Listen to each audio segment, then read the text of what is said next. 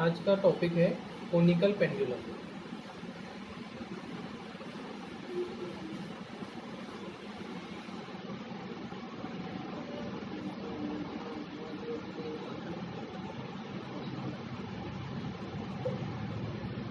ठीक है, next topic है हमारा कोनिकल पेंडुलम। देखो अभी तक के हमने सिंपल पेंडुलम देख कर आए हैं। सिंपल पेंडुलम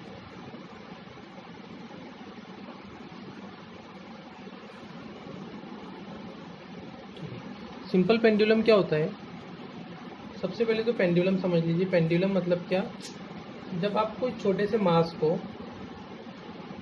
ठीक है, suppose this is the mass m, इसको आप कभी एक स्ट्रिंग से कनेक्ट करते हैं, ठीक है, कोई वायर से या स्ट्रिंग से कनेक्ट करते हैं, तो ये आपका जो डिवाइस बन जाता है, जो इंस्ट्रूमेंट बन जाता है, हम इसको क्या बोलते हैं? पेंडुलम। ठीक है, जब कोई हम छोटे से मास को एक स्ट्रिंग से या वायर से कनेक्ट करते हैं या रॉड से कनेक्ट करते हैं, तो ये जो बन जाता है, जो डायग्राम बन जाती है, that is nothing but the pendulum. उसको हम क्या बोलते हैं? पेंडुलम बोलते हैं। ठीक है, तो पेंडुलम के टू टाइप्स होते हैं, एक तो सिंपल पेंडुलम और second one is conical pendulum. देखिए सिंपल पेंडुलम के अंदर क्या होता है? सिंपल पेंडुलम में ये ऑब्जेक्ट की जो मोशन है, this is to and fro. देखिए दिस टाइप ऑफ मोशन, आपने क्लॉक का पेंडुलम देखे हैं, क्लॉक, ठीक है, इस टाइप से उसका मोशन होता है। ठीक है, सो टू एंड फ्रो मोशन। ठीक है, ये मोशन को हम क्या बोलते हैं? ऑसिलेटरी मोशन या टू एंड फ्रो मोशन। तो in simple pendulum this mass इसको हम बॉब बोलते हैं, BOB। ठीक है, तो ये जो मास है, ये this mass perform to and fro motion.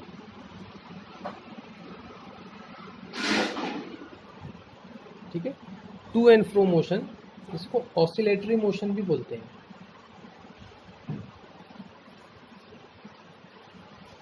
ठीक है, to and fro motion is nothing but the oscillatory motion. तो ये जो बन जाएगा, इस अरेंजमेंट को हम क्या बोलते हैं? Simple pendulum. ठीक है, तो सिंपल पेंडुलम के अंदर this mass will perform to and fro motion, ठीक है, और ऑसिलेटरी मोशन। ठीक है, हमें पढ़ना है कोनिकल पेंडुलम। देखते हैं कोनिकल पेंडुलम किसको बोलते हैं।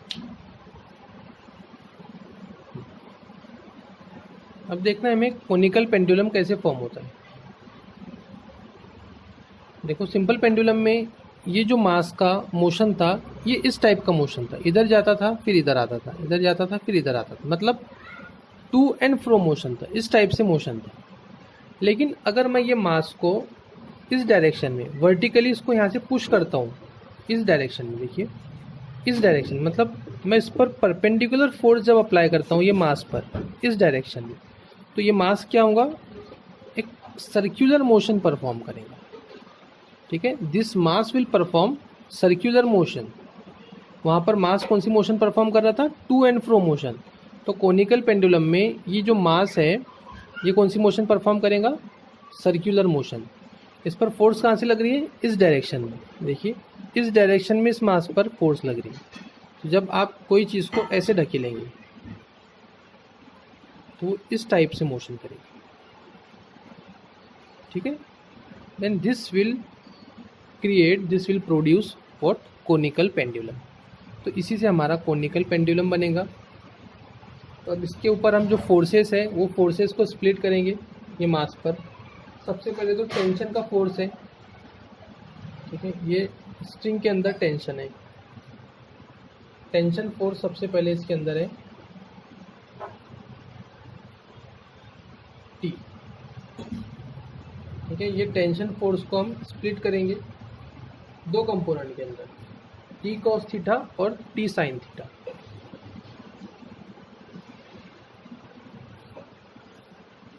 This one is T cos theta and in this direction T sin theta. दो कंपोनेंट में हमने ये टेंशन को स्प्लिट कर दिए।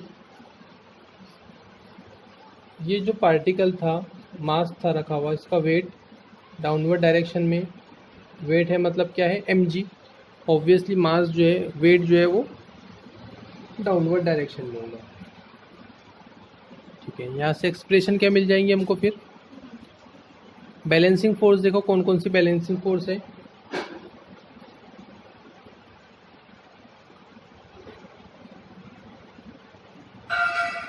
This angle is theta.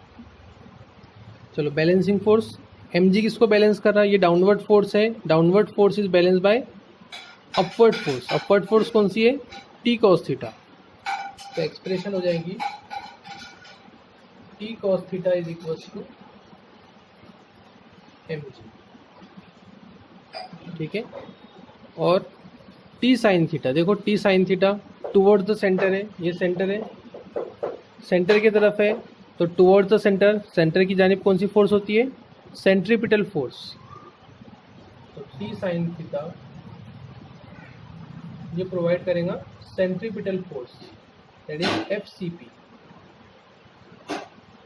Centripetal force mv² r। तो t sine theta is equal to mv² r। दोनों को डिवाइड कर लो, t sine theta upon t cos theta is equal to mv² r upon mg। mm get cancel, tt get cancel, sine theta upon cos theta, tan theta is equal to v² upon r। ठीक है, tan theta is equal to v² upon rg।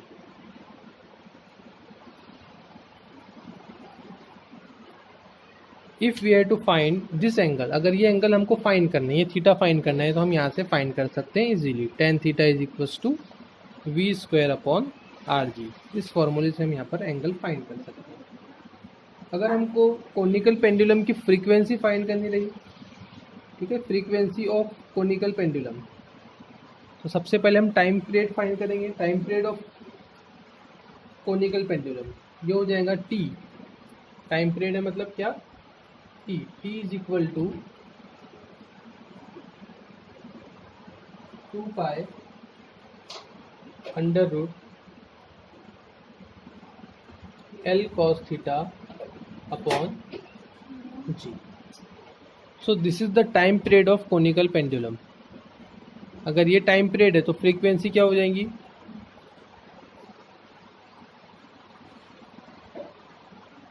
Frequency हो जाएंगी f is equal to 1 upon t, that is equal to 1 upon 2 pi under root, reciprocal हो जाएगा इसका g upon L cos theta. So this is the frequency of conical pendulum. ठीक है, f is equals to 1 upon t, that is equals to 1 upon 2 pi under root g upon L cos theta. So this expression is known as frequency of conical pendulum and this is the time period of conical pendulum.